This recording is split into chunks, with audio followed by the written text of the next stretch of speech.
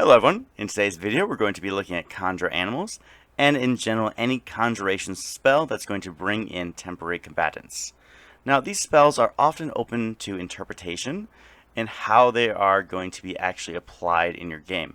Some DMs may choose the creature, some DMs may allow the player to choose, and some may leave it up to the roll of the dice.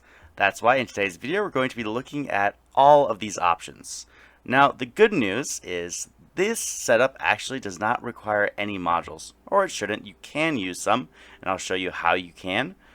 The bad news is it is not going to be associated with DAE, MIDI-QL, or About Time, meaning they will not phase out on their own if you break concentration or the duration is expended. If you're looking for a setup that works with those modules, I'll put it up above. However, that setup is only limited to one choice, whereas this one allows you a plethora of choices. Let's go through it right now, but I want to show off first how we're actually going to do it. The macros I'm using in today's video were adapted from the original code created by Honeybadger, as well as others in the Foundry community, that did an excellent job in creating a simple setup for players to bring actors into a scene, as well as for GMs to take care of things quickly. Now the easiest setup, of course, is the GM chooses the creature that the player is going to summon. In this case, you want to make sure you have already imported the creature and you have configured the permissions accordingly. So I have Jim is the owner of this creature and I can bring it onto the scene. Now, with all of the setups we'll be covering today, make sure the actor is on the right hand side here and you have a unique name if you have multiple versions of it, as well as they have the correct permissions so they can actually use the creatures you bring in. Alright, let's move on to looking at the next one. Now the next rules interpretation for the Conjure Animal spell is letting the player choose the CR and then letting them choose which creature they wish to summon. This is usually what I do in my games, but I usually talk to the players about not summoning too many creatures because it'll bog down the experience and not make it as fun for everyone else in the game. Now for this setup, I do have the macro down here at the bottom. I've just given it to the player. Now you could just as easily though, if you're using MIDI-QL, put it right here in the on-use macro box, meaning that when you use the spell, it's also going to activate the macro at the same time. When you activate this macro, we're going to see choose CR type. I'm going to choose 1/2. And then after that, I'm going to choose the number.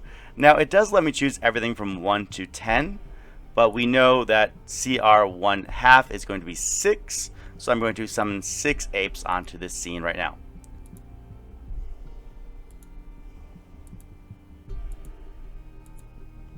Very good. And now I have 6 apes. Again, you can place them as you wish. And they are all friendly, actually controlled by this player, so this player can now move them around freely. Just to take a quick look at the macro, the first one where we choose the CR, all it is doing is it is taking the choice of the player and then activating a separate macro based on their choice. And that separate macro we'll take a look at, and it can actually be customized if you want to change the options that I have in place currently to put in your own creatures if you have homebrewed options or something that you want to bring in that's not a part of the SRD. Here is an example of the summon macro CR 1/2. This is the one that actually brought the apes onto the scene.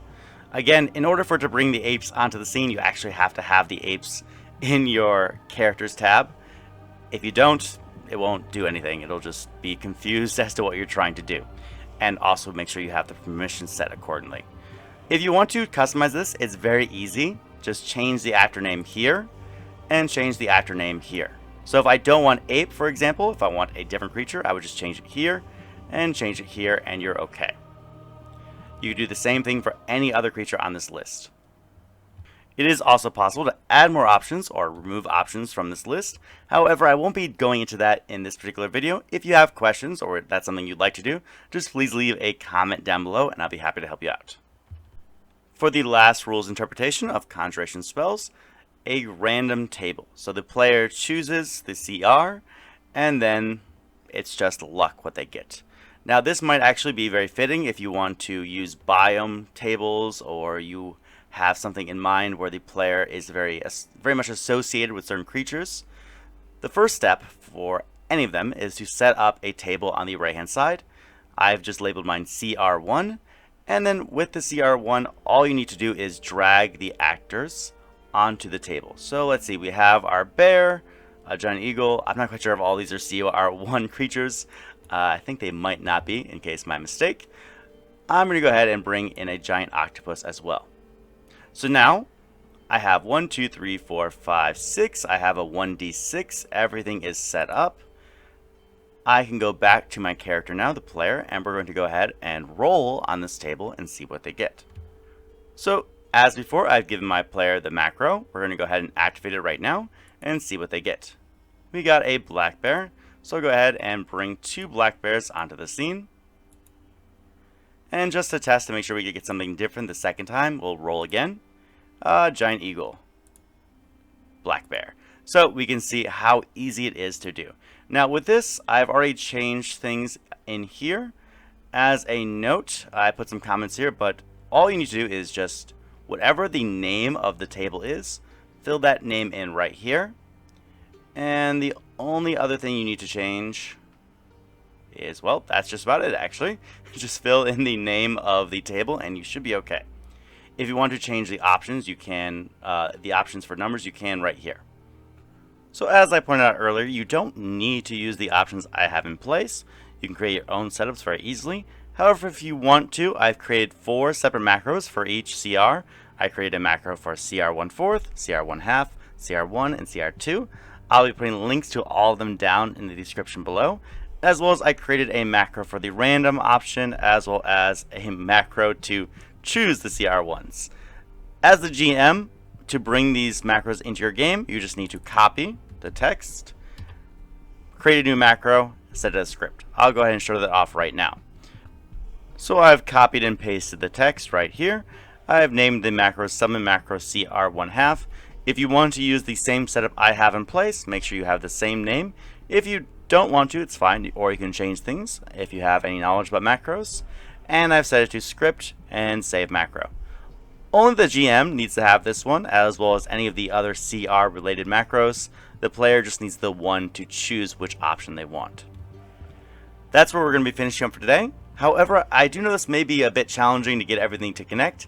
If that's the case, please take a look down in the description. I'll be putting written guides for each of the rules interpretations, so you can follow along there as well and see which steps you need to do to get everything set up in the way that I have it here. Well, thank you all for listening. If you have any other questions or comments after taking a look there, please feel free to ask me and I'll do my best to help out. Thanks everyone.